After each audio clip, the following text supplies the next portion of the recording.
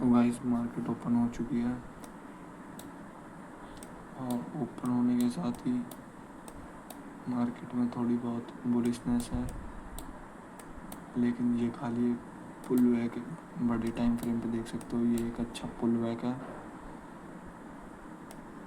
Market pull back ले रही है, देख सकते हो आप। मैं आपको दिखा देता हूँ बिग टाइम फ्रेम पे पुल बैक लेके फिर दोबारा से सेलिंग देखने को मिल सकती है।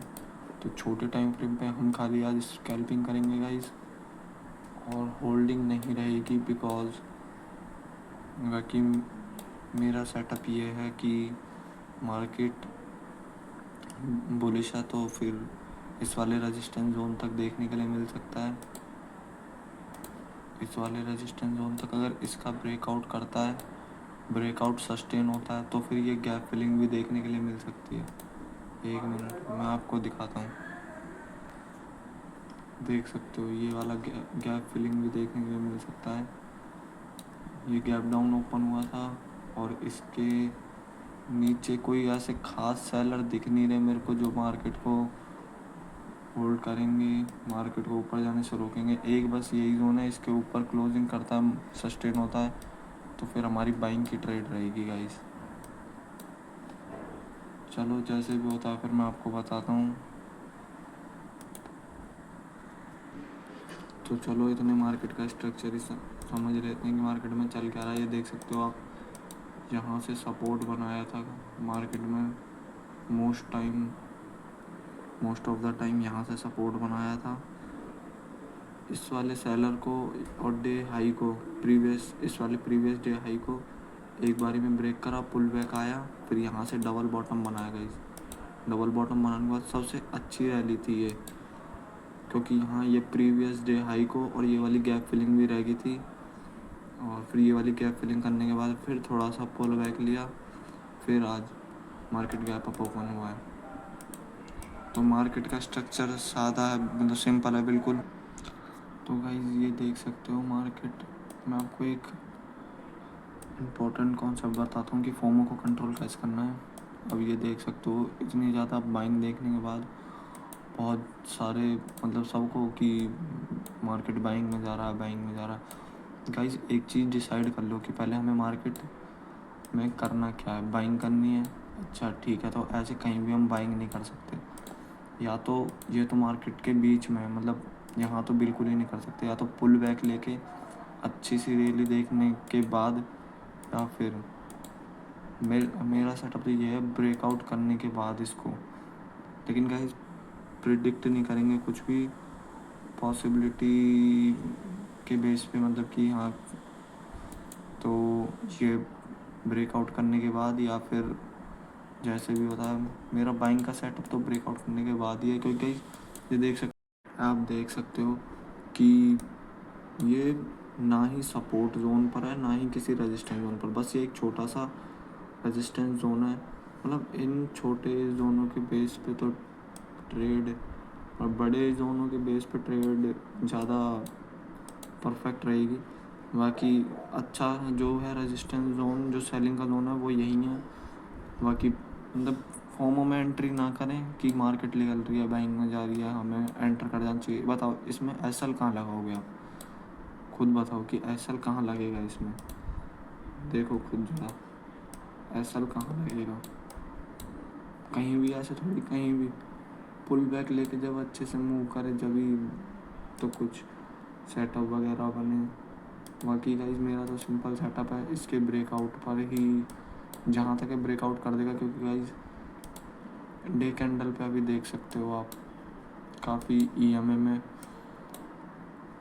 काफ़ी ज़्यादा गैप हो गया है, और ऐसे में मार्केट का साफ साफ बिहेवियर दिख रहा है कि पुल बैक ले सकती है। और इतनी बड़ी रैली के बाद गाइस पुल बैक लेना तो बिल्कुल नॉर्मल है। बाकी जैसे भी होता है फिर मैं आपको बताता हूँ स्ट्रेट ऑन। चलो आपको एक इम्पोर्टेंट साइकोलॉजी समझाता हूँ कि ये मार्केट में चलता कैसे। देखो गाइस ये यहाँ से बाइंग आई, मतलब बहुतों ने बाय करा, फिर उन्होंने सेल कर दिया, तो उनको मिला हाफ रेट पे दोबारा से सेकंड टाइम, फिर उन्होंने बाइंग कर दी,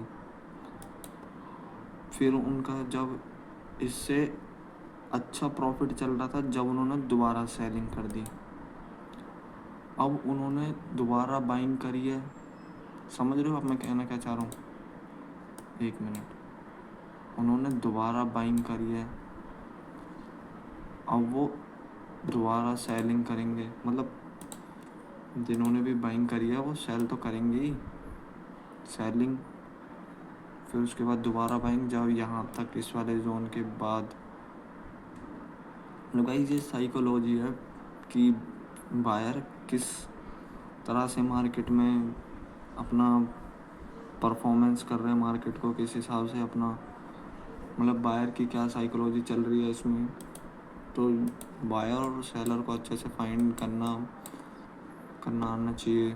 देखते हैं बाकी गाइस, फोमो से बचने का एक ही बेस्ट ऑप्शन है कि जो आपने डिसाइड करा है उसी पर ट्रेड करें, चाहे मार्केट कहीं भी क्यों ना निकल जाए। जो आपने डिसाइड कर लिया उसी पर ट्रेड करें, सिंपल। और कोई दूसरा इसमें मैथ लगाने की कोई ज़रूरत नहीं है। आपने डिसाइड करा है कि इसके ब्रेकआउट पर ही बाइंग करूँगा, तो इसके ब्रेकआउट पर ही बाइंग करें, चाहे भले ही 10 ट्रेड गलत क्यों ना हो जाए। और गाइस अपनी तो सिंपल स्ट्रेटजी है, ट्रैप स्ट्रेटजी के बेस पे ट्रेड करते हैं, जिसको लिक्विडिटी भी बोल सकते हो आप, क्योंकि वहाँ जल्दी टारगेट आने का चांस होता है बहुत ही ज़्यादा, सिंपल। चलो एक चीज़ और देखो गाइस, ये देख सकते हो यहाँ एक सपोर्ट जोन था, यहाँ से बाइंग आई, लेकिन अपने फिर ये पुल बैक आया, या फिर यहाँ से बोल सकते हो आप सेलर्स ने सेलिंग करी, लेकिन सेलर्स इस वाले सपोर्ट जोन को ब्रेक नहीं कर पाए। फिर बाइंग आई और बायर्स ने अपने प्रीवियस सेलिंग के जोन को ब्रेक कर दिया, लेकिन फिर ऊपर से सेलिंग आई, यहाँ से सेलिंग आई, सेलर्स अपने प्रीवियस सेलिंग के जोन को ब्रेक नहीं कर पाए। फिर बाइंग आई, बायर्स ने अपने प्रीवियस बायर के जोन को वो सेलर्स ने अपने, मतलब ये बायर्स ने प्रीवियस सेलिंग के जोन को ब्रेक कर दिया। इससे क्या पता लगा कि बायर डोमिनेट कर रहे हैं, हो सकता है कि इस वाले जोन को ब्रेकआउट कर दें, समझ रहे हो? मतलब ब्रेकआउट करने के बाद फिर ये गैप फिलिंग देखने के लिए मिल सकता है। तो गाइस ऐसे मार्केट में बायर और सेलर को फाइंड करो आप, और मैं तो यही बोलूँगा कि कुछ टाइम तक आप पेपर ट्रेड ही करो। तो गाइस देख सकते हो ये अपने इस वाले जोन पे आ गए, सेलिंग के जोन पे। हो सकता है कि यहाँ थोड़ी बहुत देर टाइम पास करके फिर ब्रेकआउट करे, या फिर गाइस मैं ब्रेकआउट क्यों कर रहा हूँ? ऐसे ही मैं ब्रेकआउट नहीं कर रहा कि ये ब्रेकआउट कर देगा बेमतलब की।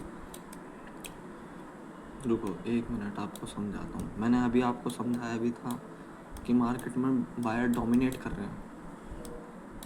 देखो मैंने आपको अभी समझाया भी था, फिर भी मैं एक और बार बता देता हूँ आपको, बाकी आप वीडियो को पीछे करके देख लेना।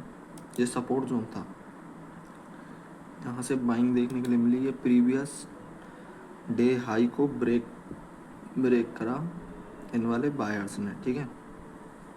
फिर पुल बैक आया, या फिर आप बोल सकते हो सेलर्स, चलो बोलते हैं कि सेलर्स ने मार्केट में थोड़ा डोमिनेट करा,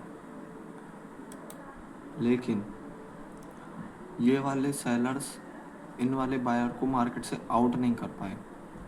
फिर बाइंग आई और ये इन वाले बायर्स ने इन वाले सेलर्स को मार्केट से वन गो में आउट कर दिया, देख सकते हो आप।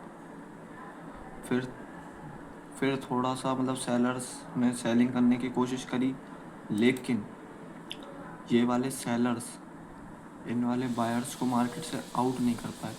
तो साफ दिख रहा, फिर ये देखो ये बायर्स यहाँ एग्रेसिव हुए, बायर्स ने यहाँ बाइंग स्टार्ट करी। और एक मिनट मैं आपको समझाता हूँ कि मैं ब्रेकआउट क्यों कर रहा हूँ। इन वाले बायर्स ने अपने इस वाले सेलिंग के जोन को ब्रेकआउट कर दिया। दिख रहा है आपको?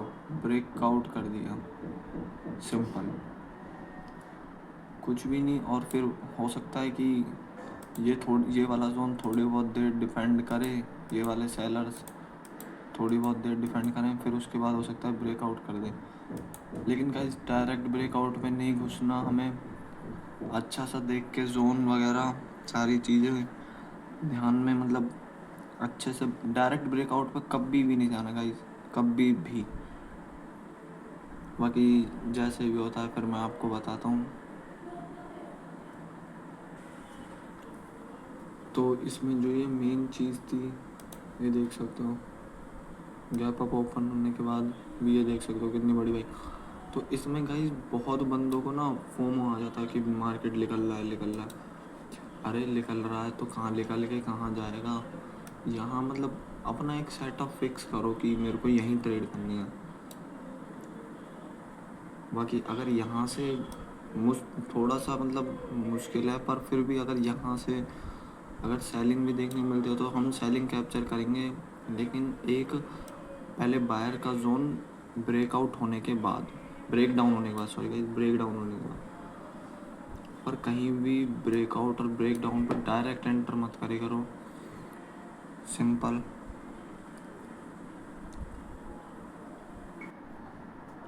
तो आप ये देख सकते हो कि ये अपने सेलिंग के जोन पे आ चुकी है। लेकिन ऐसे में आपको कुछ भी प्रेडिक्ट नहीं करना है कि मार्केट यहाँ से ब्रेकआउट कर देगी कि सेलिंग में चली जाएगी। पहले मार्केट में सेटअप बनने दें अच्छा, उसके बाद ही ट्रेड पंच करेंगे। बाकी अभी तो मेरी थोड़ा सा मेरा सेटअप अभी बना नहीं है गाइस। हो सकता है कि मार्केट यहाँ थोड़ी बहुत देर टाइम पास करे, उसके बाद ही ब्रेक करे। आप ये देख सकते हो कि इस जोन पे आने के बाद मार्केट में कैसी कैंडल बन रही हैं। ये देख सकते हो, 1 2 3 4 5 6 कैंडल इन डिसीजन बनी है गाइस, बिल्कुल एकदम। वेट करें, अच्छे से वेट करें अपने सेटअप का।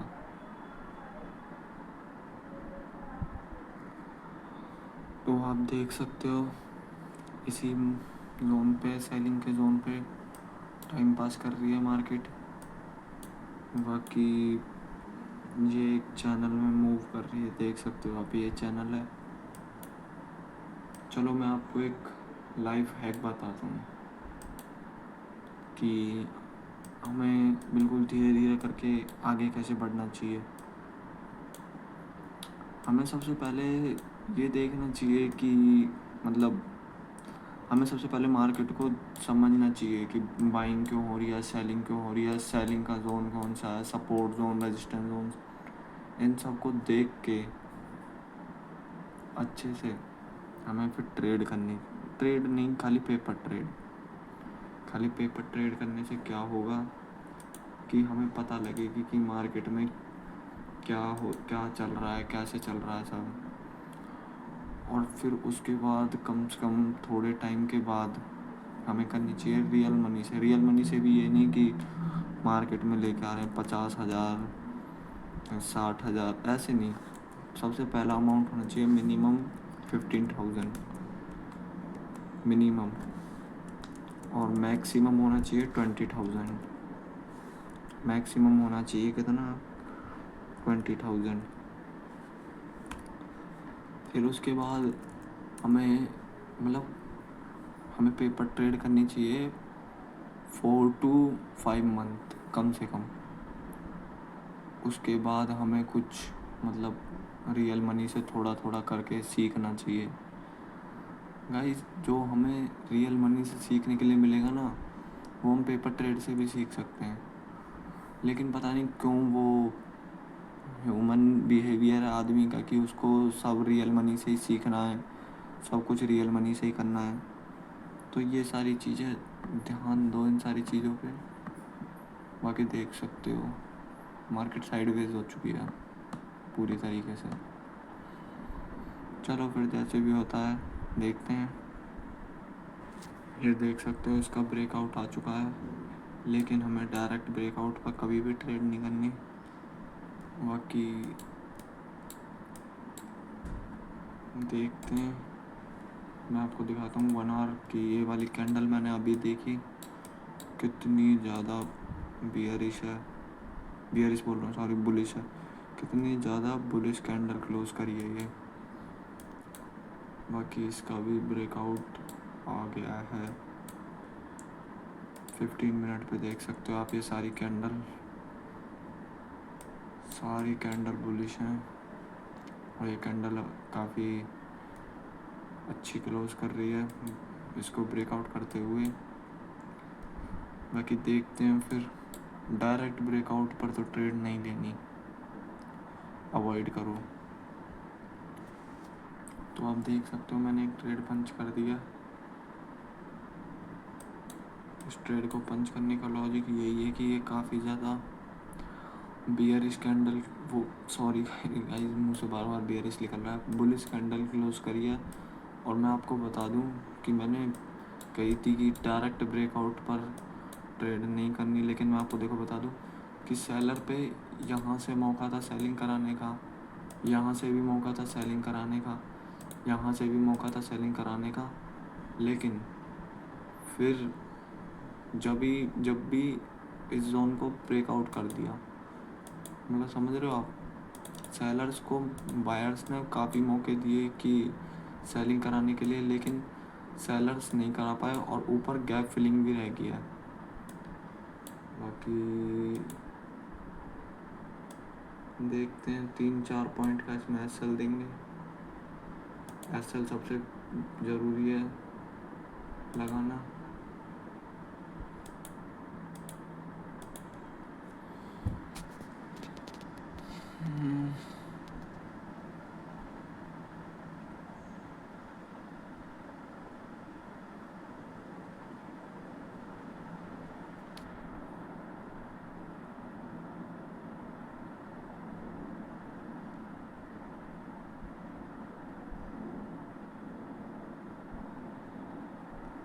हटाओ, एसएल जा चुका है, एसएल जा चुका है, नहीं अभी नहीं क्या बात सिर्फ पर चले जाएगा। यहाँ थोड़ा हमने फोमो में एंट्री कर दी है।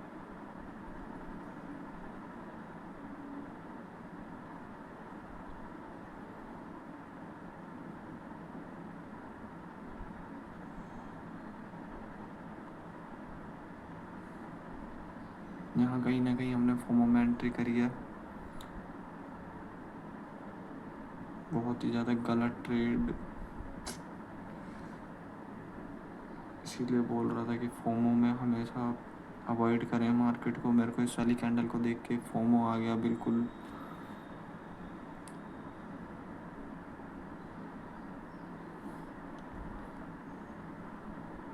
चलो अभी असल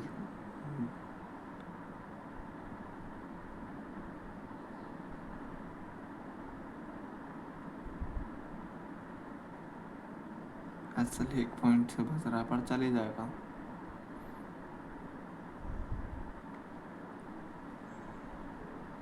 बस 1 पॉइंट से बच रहा है असल। ये कैंडल होल्ड तो नहीं कर पाएगी। चलो असल जा चुका है गाइस। कहीं ना कहीं इस ट्रेड में मैंने फोमो में एंट्री करी है, मेरे को वेट करना चाहिए था। बाकी चलो इस चीज़ को नोट करेंगे अपने जर्नल में कि फोमो में एंट्री हुई है।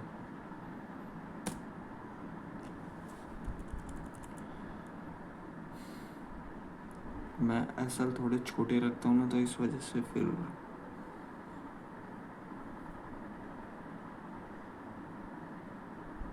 चलो फिर आज की ट्रेड कंप्लीट। बाकी ये कहीं ना कहीं फोमो में एंटर हुआ था मैं इस ट्रेड में, इसको नोट करेंगे अपने जर्नल में।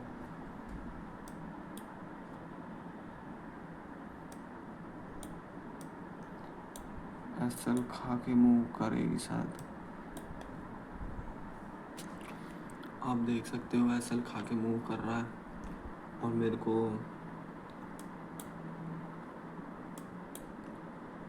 इसके बाद वाली नेक्स्ट कैंडल पे ट्रेड पंच करनी चाहिए थी, बिकॉज ये देख सकते हो इसके ब्रेकआउट के बाद। और मैं आपको एक बात बता दूं, अगर ये ब्रेकआउट फेलियर आता तो इसके जस्ट नेक्स्ट वाली कैंडल में ही आता, क्योंकि यह पैनिक में देखने के लिए मिलता है, लेकिन ये ब्रेकआउट सस्टेन हो चुका है, देख सकते हो आप। बाकी दिस कैंडल, इसमें आज लॉस है। चलो बाकी थैंक यू। और हाँ, मैं आपको बता दूं कि मैं एक अच्छी सीरीज निकालने वाला हूँ, how make sustain 15,000 in 4 to 5 month. तो ज़रूर देखना, काफ़ी कुछ सारी चीज़ें सीखने के लिए मिलेंगी उससे, ज़रूर देखना। और बहुत सारी चीज़ें सीखने के मिलेंगी आपको उससे। चलो फिर ठीक है, ओके।